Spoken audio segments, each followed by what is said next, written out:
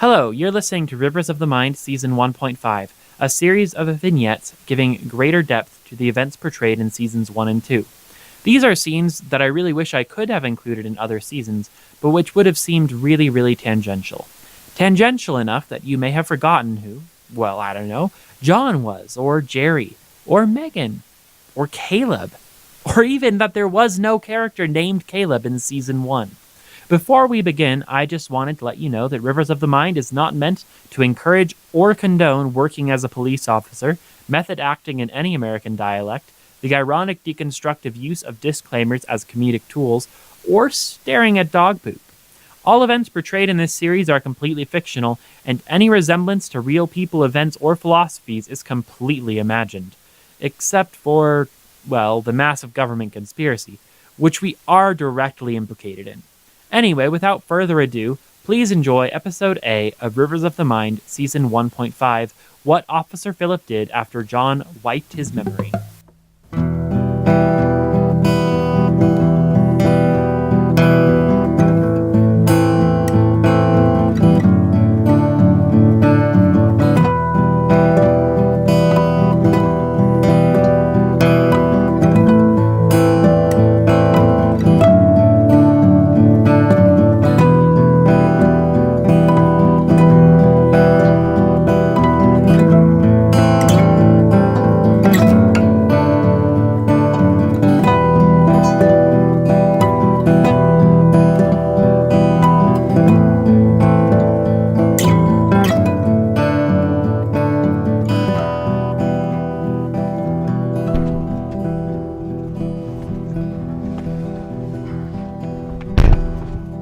Water bottle, huh?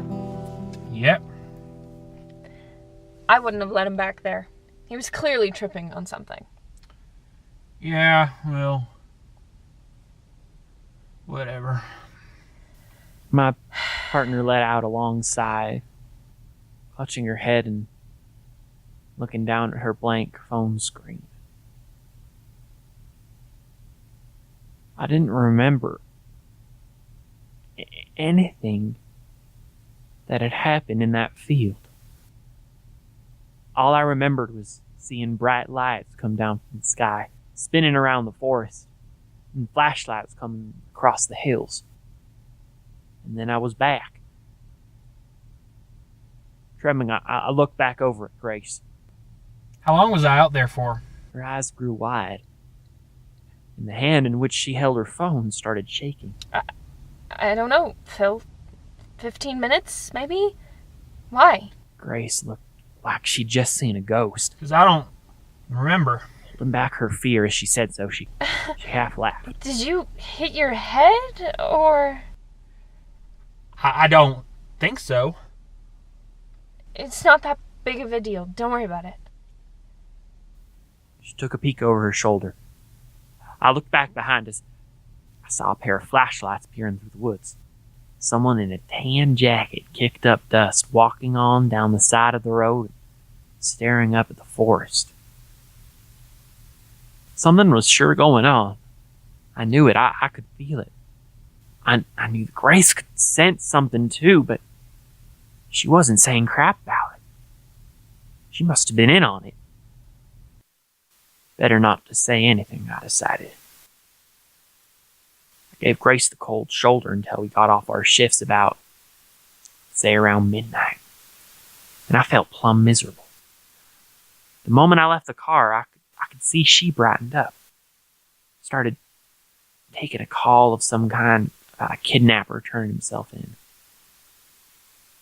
But I was done for the day. I'd been up since 7 o'clock in the morning. My truck was running on fumes, too, so I made sure to stop to fill up my tank. When I pulled in, a man standing across the station from me started scowling out of the blue. I looked him up and down. Was he in on it? The man shuffled back to the driver's side of the car, glancing back at me suspiciously and going in to hide. I looked into his car as I walked by. It was an old Bronco. Didn't look like he had anything suspicious. Who knows? when I went into the gas station. He came out of his car and he just started whistling like he didn't have a care in the world. Right as I stepped into the gas station, the clerk's eyes got all wide. The customer he was helping began to breathe all heavy, and the two of them glared at each other, almost on cue. You wanted some cigarettes, huh? Demanded the clerk. What kind? You think I don't know what you're trying to do? You must know my cousin. He must have told you about me and Marcia. Well, listen, it's none of your damn business. Yeah, nice try, buddy. Get the hell out of my store. God damn it. What was it with people today? Customer charged out. He just flung open the doors and ran to his car. But the funny thing was, just as soon as he left the parking lot, he stared back and walked right back up to the door and got all pissed off again the second he started to open it. Do you see that asshole? Hell, I didn't understand a word of what was going on. I laughed. We laughed, I mean. He thought it was pretty funny, too. Both of us just, kept laughing and laughing. Shit. Well, anyway, I was hoping I could put this on 3, I said, putting down a $20 bill. Sure thing, officer. Something sure was fishy, though. Something was going on in this town. I'm used to folks getting a little on edge when they see a uniformed officer around here, but not this nervous. All of them seemed to go right back to normal when they thought I wasn't looking. Even this fella. He might think he's a good actor, but just the moment I looked away from him, he started scowling.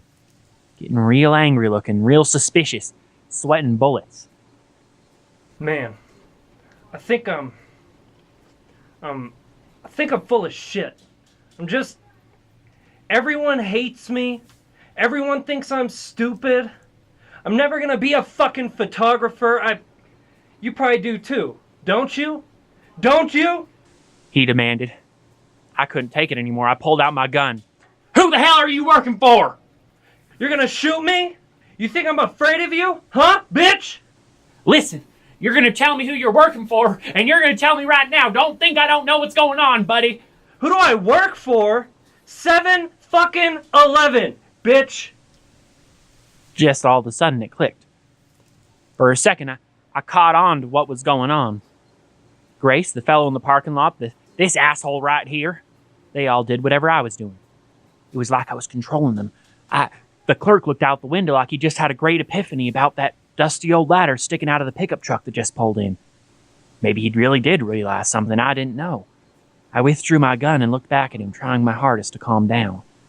Not even really acting like I was there anymore, the guy just kind of grimaced, and he rolled his shoulders back and then cooled down, breathed in and out, and in and out. Almost matched the pace of my breathing. Maybe a bit slower or faster, but you get the point. I squinted a little bit, trying to see if I could maybe reach into his mind and tell him just to forget about what had happened. He pressed his nose against the window and focused intensely on the truck. I guess not quite what I had in mind, unless I got him to slam his head real hard into the... Now, what are you doing, Philip? You ain't like this. Maybe you can't just wipe his memory. Maybe he just starts, matching what you're thinking or feeling or whatever. Yeah, if I got relaxed, he got a little bit calmer, sort of backed his nose away from the glass. But if I let myself get angry all over, by God, that fellow got redder than a ripe tomato. Looked like he wanted to break that ladder with his teeth. Shoot, that easy. And it looked like it all made sense to him. He just got sort of overwhelmed, I guess, by whatever I made him feel. So it just seemed like the normal thing to do, to get suddenly fascinated and then pissed off about and then weakly aroused by the same piece of shit pickup truck sitting at a fuel pump. His mind getting pulled this way and that way.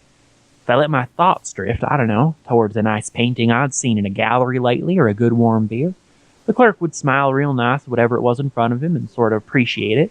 If I pushed it the other way, thinking about, paying taxes or that goddamn sensitivity training, that guy got real scared. Hell, if this was a TV show or something, I'd probably watch it. Don't know what the plot would be like, but it'd probably do when you run out of Game of Thrones or Breaking Bad, America's Next Top Model, or... that last one was just an example. I was just saying shows that I could watch, not shows that I do watch. But that's not the point. The point is right here. What the hell did this to me? I wandered into that field behind that guy and it all gets blank. I wander into the field and purple light starts swallowing me up, and I remember everything sort of changing, my field of vision, like I was almost tipped halfway over inside of my head, just a teeny little bit outside of my body, looking around the forest as it started spinning, and everything started filling with bright, incoherent light. And then we were walking back, my water bottle in hand, and everything still looked the same. Hell, it looked like that right now. I glanced down at my hands. They didn't normally look like that, did they? They weren't that far away. Or that close. They weren't that. I guess that's it, not that for sure. Well, shit, I guess if I'm on TV or something, I should probably pick up on what kind of TV show I'm in. And clearly I was abducted by aliens. I mean, I hate to say it, but it's the logical choice, right? Stranger across the corner from me, who'd previously been overcome with paranoid fascination about my necktie, was now laughing hysterically. Well, goddamn, I didn't look like that, did I? The two of us absolutely guffawed at each other. I don't know. Something about this seemed a little bit sacrilegious. It made me feel sacrilegious, at least, being inside of this clerk and messing with his head like that. I don't mean inside him in the gay way. I'm totally fine with that. I mean, I'm not fine, but I'm not discriminating or nothing, is what I'm saying. I mean, come to think of it, I'm not even sure what part of being inside of him, if his head would be part of the gay way, which I'm totally fine with if it is, but I don't mean it, like gay. Anyway, being inside him, I felt like was hurting him. He winced, sort of coming to his senses. Whoa, what the? Sorry, that was weird. I'm not sure what I was... I didn't see you do nothing. Maybe you smoked a bit too much of that there ganja plant you got on your keychain. That? No, I'm Canadian. Well, my parents are Canadian. I just went there. It's alright, son. We've all done things we're ashamed of. But like I was saying, just put this on 3. Oh. Yeah.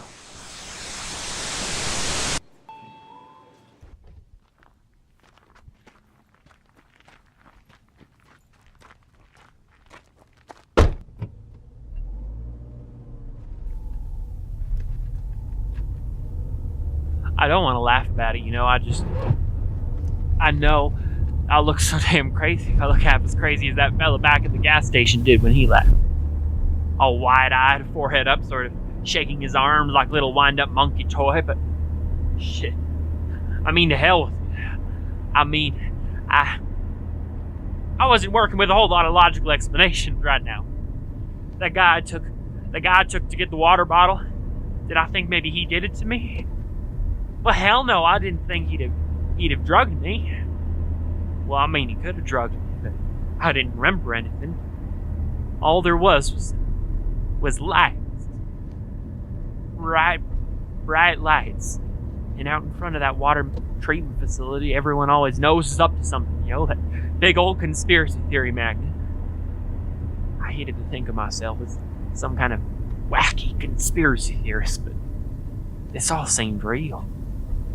I mean, there were aliens and they'd taken me into their spaceship and they'd done something to me.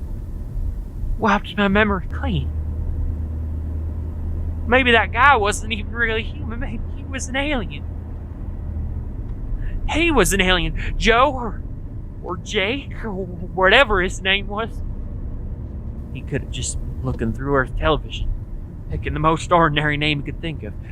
He mentioned he was from California. Maybe he didn't know any other places. It seemed like he was lying about it when he said it. And I tried to remember the face he made when I asked him where he was from. He looked real worried. Or maybe not worried, just weird. He had something around him that just made him stick out. He's not human.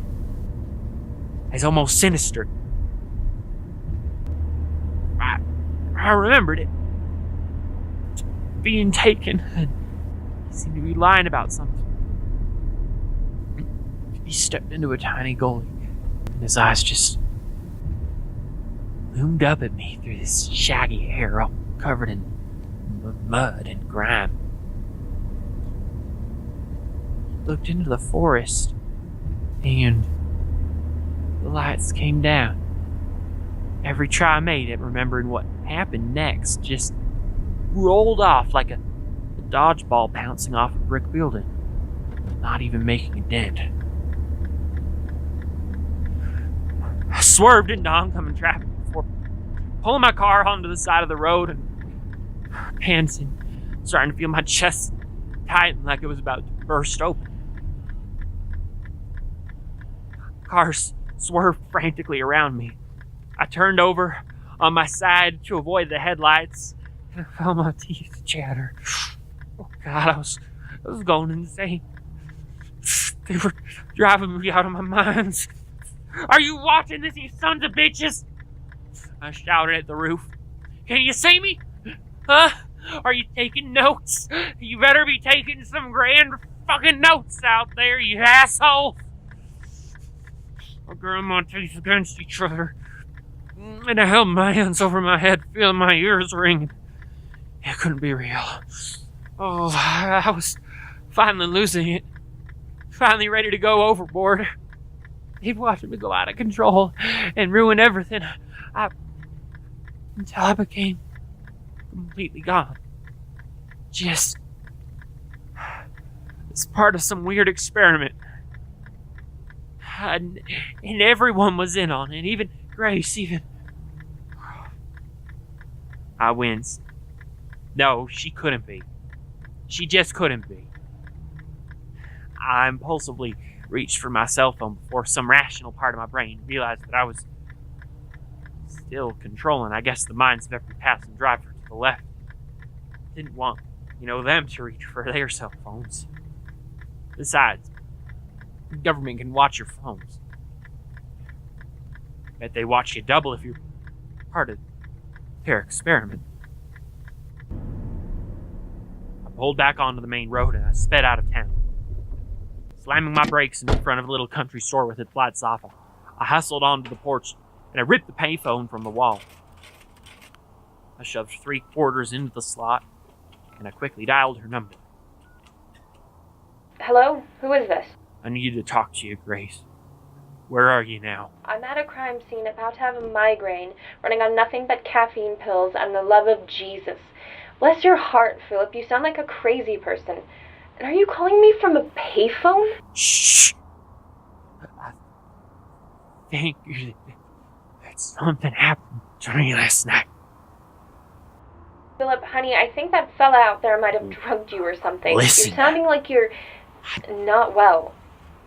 Okay, Trust you, Grace. Excuse me. We I'm need to getting a talk about call this from a off payphone the somewhere. phone. I think it's Philip. He's not sounding well. Yeah, I can go check on him. Yeah. This is serious. Okay.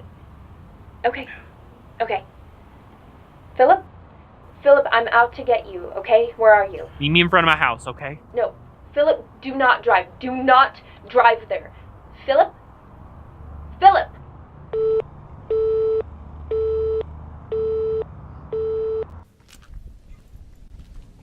can drive just fine, lady.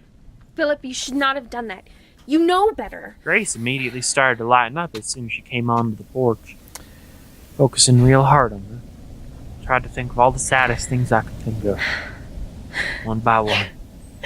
My ex-wife leaving me for another man. My son smoking marijuana.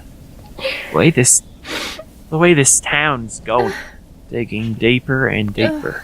I cracked my neck and loosened my hold over what she was feeling. Huh. That was pretty strange, don't you think?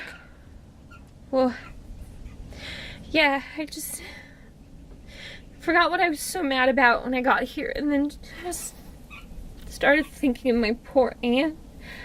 Her cat ran away 3 years ago, and well, actually, it seems kind of funny that I'd cry about that.